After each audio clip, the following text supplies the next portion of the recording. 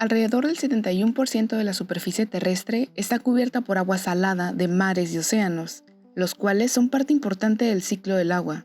Absorben gases de la atmósfera, evaporan y proveen vapor de agua.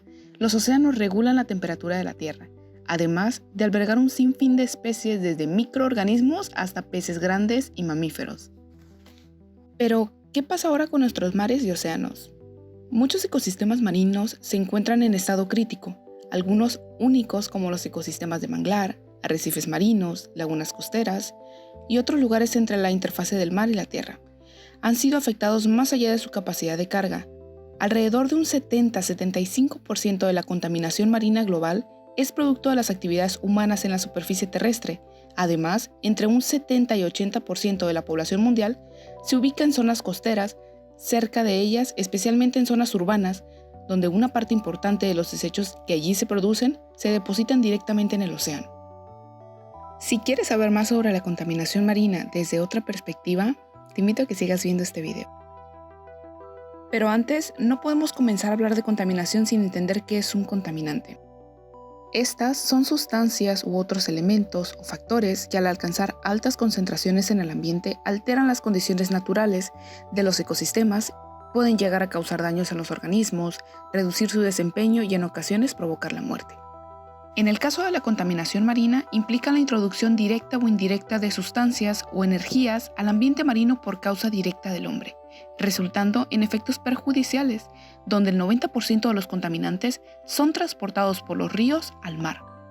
Existen muchos tipos de contaminantes, entre los cuales encontramos también de distintas formas, por ejemplo, sedimentos de origen terrestre, aguas residuales que transportan coliformes fecales y nutrientes, escurrimiento agrícola que trae consigo herbicidas, pesticidas y nutrientes, residuos sólidos, productos químicos, metales y sustancias radioactivas, petróleo, desechos biológicos e incluso energía a manera de luz y calor.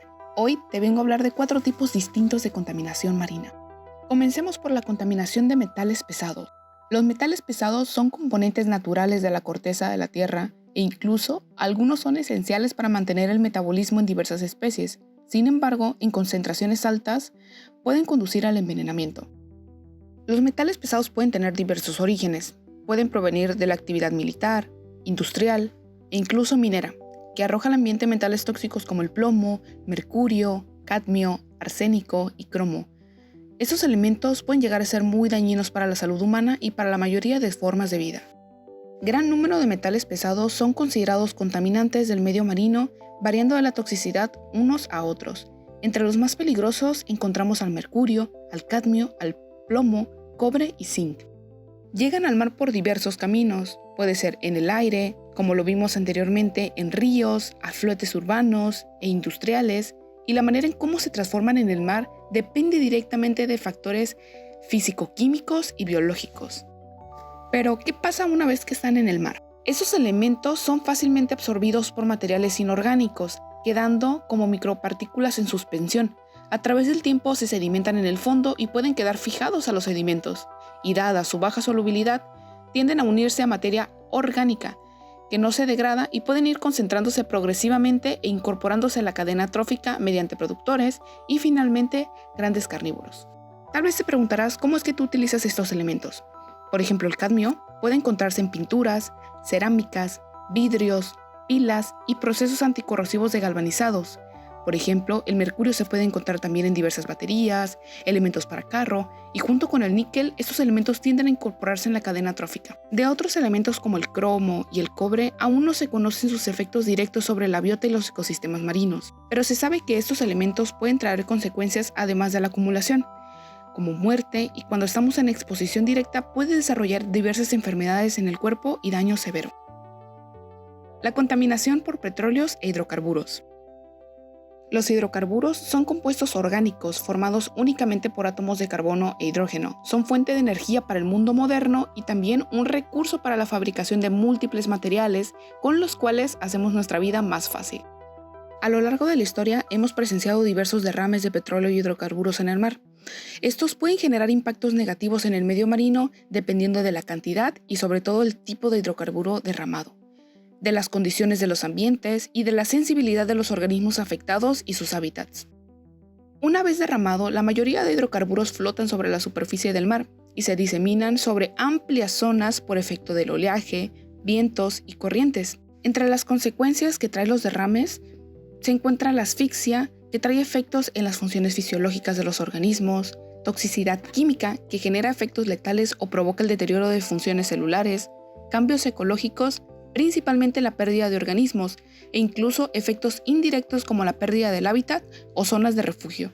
En el caso de las aves como patos, pelícanos, gaviotas y demás especies, la contaminación del plumaje es el efecto más evidente. Pero una vez impregnado, el instinto natural del ave incita a limpiarse agarrándose las plumas con el pico, lo que ayuda directamente a esparcir los hidrocarburos a otras partes del cuerpo que se encuentran limpias, aumentando por mucho la ingestión y ocasionando efectos graves como congestión de los pulmones, hemorragias intestinales, neumonía, entre otros. En el caso de otros grupos de organismos como mamíferos y reptiles, los hidrocarburos flotantes pueden poner en riesgo a ballenas, delfines y otros cetáceos cuando se desplazan por la superficie para respirar, provocando daño en los tejidos nasales y oculares. La contaminación por pesticidas y otros orgánicos persistentes. Aquí encontramos a los plaguicidas y compuestos orgánicos persistentes, también conocidos como COPS, entre los que se encuentran la llamada docena sucia. Estas son sustancias químicas altamente estables que pueden permanecer en el medio ambiente por años e incluso décadas antes de que se destruyan. Estos químicos son usados por el hombre para el combate de plagas, enfermedades y malezas que afectan a cultivos agrícolas. El surgimiento y la aplicación de plaguicidas coincide con la llamada era química, que ha transformado la sociedad desde 1950. La progresión general en el desarrollo de los plaguicidas ha supuesto la evolución desde los altamente tóxicos, persistentes y bioacumulativos como el DDT, hasta plaguicidas que se degradan rápidamente en el medio ambiente y son menos tóxicos para los organismos a quienes no están destinados.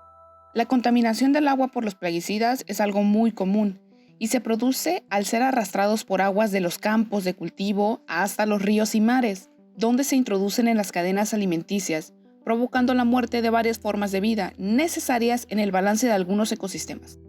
Algunas de las sustancias más utilizadas en la industria agrícola encontramos alaldrín, dieltrín, DDT, edrín, heptacloro, lindano, mirex, entre otros.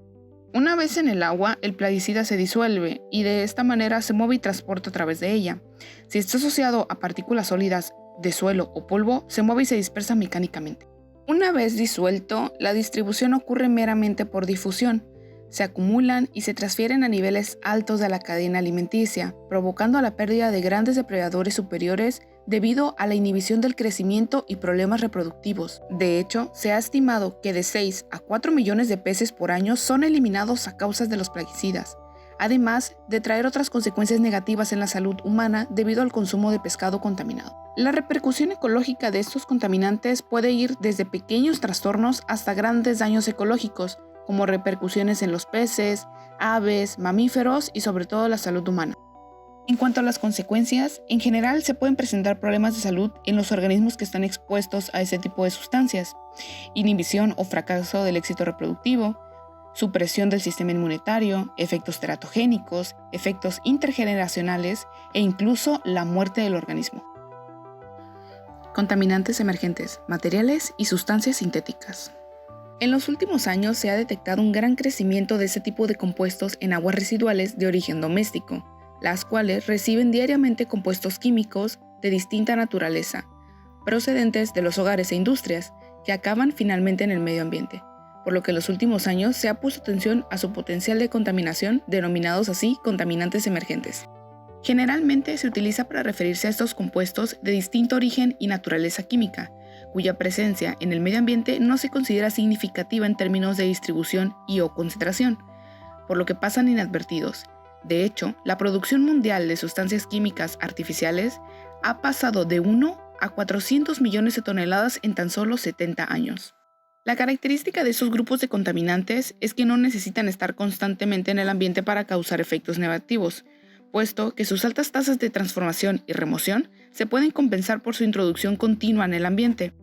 Entre los contaminantes emergentes presentes en el agua encontramos, por ejemplo, fármacos, entre ellos analgésicos y antibióticos, hormonas, drogas de abuso, detergentes, limpiadores multiusos, plastificantes, aditivos de plastificantes, plásticos, microplásticos e incluso productos de cuidado y de higiene personal como cremas, lociones, perfumes y demás. El problema con estos contaminantes emergentes es que en el monitoreo y tratado de aguas residuales no se contempla su presencia, por lo cual pasan desapercibidos e ingresan así a los sistemas naturales. E incluso muchos de estos productos los vertemos directamente por el retrete, el fregadero o alcantarillas. Así es como terminan en ríos, mares, lagos y otros sistemas acuáticos, e incluso también involuntariamente a través de desechos como orina, heces o jabones. Lo mejor que podrías hacer es depositarlos en las entidades creadas para crear un correcto tratamiento medioambiental, porque incluso aunque tengan el etiquetado de productos de bajo impacto ambiental, no deben desecharse directamente en baños o tuberías, además de usar productos de limpieza en las dosis recomendadas por los fabricantes y sobre todo tratar de ser un consumidor responsable. Este video fue realizado para la materia de contaminación marina de la Universidad Autónoma de Baja California Sur. Espero te haya gustado y muchas gracias.